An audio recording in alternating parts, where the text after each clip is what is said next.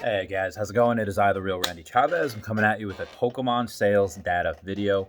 And actually, before I'm just going to give you all a quick look into my Patreon membership. These guys are the best. I love you all. Okay, so after that shout out, getting back into the actual sales data, we have starting with Gym Challenge. Misty's Gyarados First Edition PSA 10 sold for $1,200. Giovanni Trainer First Edition PSA 10 sold for $445. Blaine's Arcanine First Edition PSA 8 sold for $805. I'm sorry, $405. That is a little bit better than the $285 and 8 sold for the other day. I thought that was extraordinarily undervalued. But Blaine's Arcanine First Edition PSA 8 selling at $405 is a little bit better. Blaine's Charizard First Edition PSA 9. This one, it was retested the lows. $21.75 that's what it sold for. I don't see this going under 2K, especially when the 10s have been going.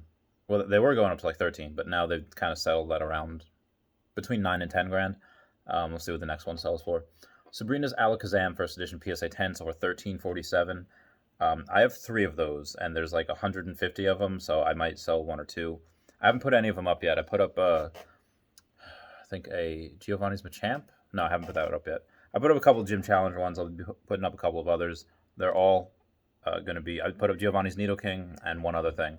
They're all the cheapest on eBay, so if you want them, go for that one. Oh, Koga's Ditto. Koga's Ditto I put up, but it's not the cheapest on eBay, but the other one that's on eBay only has 1 picture, so I can't tell what the back is. Jungle, we don't have a lot. We have Pikachu First Edition PSA 9, sold for $130, and a Snorlax First Edition PSA 9, sold for $911. That Snorlax is probably, if a 10 sold for 15 grand, and then another one sold for 13 grand, I still think minimum this 9 should be $1,000. Gym Heroes, we have a Blaine's Charmander First Edition PSA 10, sold for $195. Rocket's Moltres First Edition PSA 9, sold for $275. Rocket Scyther First Edition PSA 9 sold for $275. So Rocket's Moltres and Rocket Scyther are neck and neck. Although I think the Rocket Scyther gets more if it's a PSA 10 than the Rocket's Moltres. So this is something that's interesting. Erica's Dragonair First Edition PSA 9 sold for $328. Okay, no qualms about that. That seems fair. But Erica's Dragonair First Edition PSA 10 sold for $810. That is stupid undervalued. That should be minimum $1,000 card.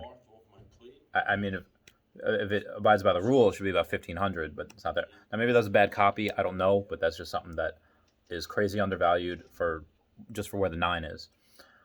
We have Lieutenant Surge's Pharaoh First Edition PSA 10 sold for $1,025. I think that retrace like 50%. I think that was going at like $1,500 at one point. Erica's Clefable First Edition PSA 9 sold for $165. Blaine's Moltres First Edition PSA 9 sold for $485. That's around what we've seen. We've seen them sell for like $490, $500 before, so it's not a record price point, but it's close, and you see a lot of prices clustering around that price point. Now, should it move a little higher? I think if the 10 is getting, $5 grand or $5,400 per card, yes, this should move higher, but at the end of the day, if that's here, it might not move higher until another PSA 10 sells. Erica's Vileplume First Edition PSA 10 sold for $635. I think that's a record price point for that card. Skyridge, we only have a couple things. We have a Skyridge Machamp PSA 10 sold for $860. And a Charizard Reverse Hollow PSA 10. Hey, what's up, Al? I'll catch you later. The Reverse Hollow Charizard PSA 10 sold for $59.35. We had one sell for a little over $6 grand, I think like a month ago. So moving on to Neogenesis, we had a Lugia First Edition PSA 9 sold for $5,100. And remember when I told you guys about the unlimited version the other day of Lugia, where I was trying to think about how to value an unlimited PSA 10? Because although it holds true, one still has not sold publicly on eBay since 2017.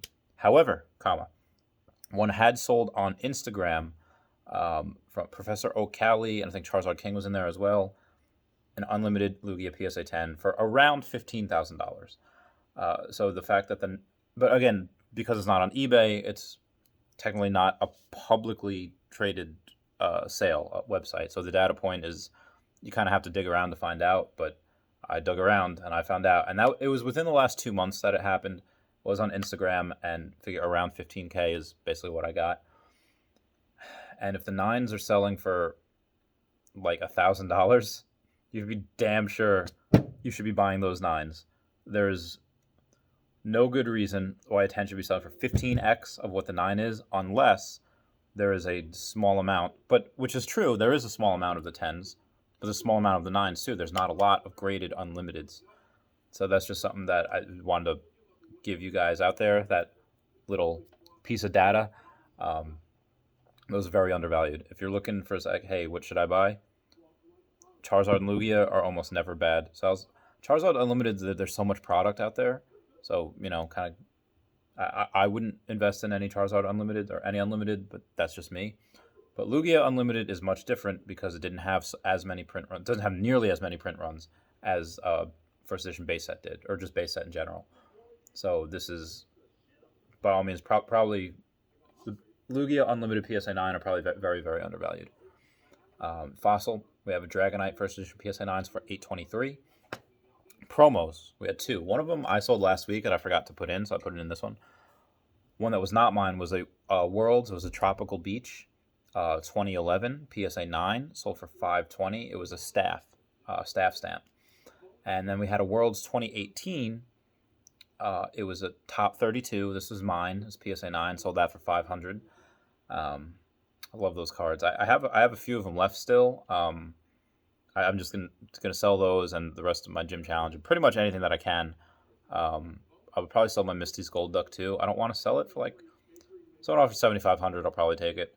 And it's not because I want to sell it. It's not because I think it's a bad card. It's one of the rarest cards in the gym challenge deck, in the gym challenge series. But I just need to pay off that trophy Kangaskhan, so keep you guys posted.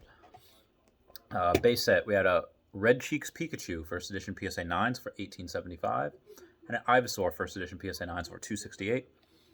Gold Star Charizard PSA 8 sold for $27.50, and that is it for the Pokemon sales data. Again, like I had said before, anything, Lugia, those have been blowing up. They will continue to blow up because I feel like a lot of people, their first generation of Pokemon was, well, a lot of them, I think it was Gen 3, but some people that were a little bit younger than I was, maybe in their mid-20s, that maybe didn't play the first couple games. They didn't play Red, Blue, Yellow, Pokemon Pinball, Pokemon Stadium. Maybe they started with Gold and Silver and Crystal, and that's what they got. And it's different from, I guess it's not different, because you could still get Lugia in both the games. It's not like you have to wait. Just one you get at level 40, the other get at level 70. And it's, so everyone has experience with it. It's not like in the, some of the newer games where you can only get one of the legendaries. You can get all of them. The only legendary you couldn't get in Gold and Silver and Crystal was Celebi, because that was supposed to be that was supposed to be like a mystery gift, I think. But then they just never put it. It was supposed to be an Elix Forest, but it never happened. But again, everyone used them. It was very hard in the first generation to get Articuno, Moltres, and Zapdos without a Master Ball. Like, it was extraordinarily hard, especially when you're like 8 years old. It's like, it's like 50 Ultra Balls. Paralyzed, it's sleeping, it's got like 1 health left. I don't know if Super Fang was a move yet, so it's very hard to do it and not kill it. Because, of course, the Master Ball you had to save from Mewtwo. But yeah, in this, yeah, I guess it's harder because you had the legendary beasts, you had legendary dogs. So, but either way, the legendary dogs are very, very, very hard to find. You have to track them. But Ho-Oh and Lugia, you know where those guys are. So anyway, guys, I'm out. Please comment, like, and subscribe. Comments are good for the YouTube algorithm. I love you all. I'll catch you later. Bye.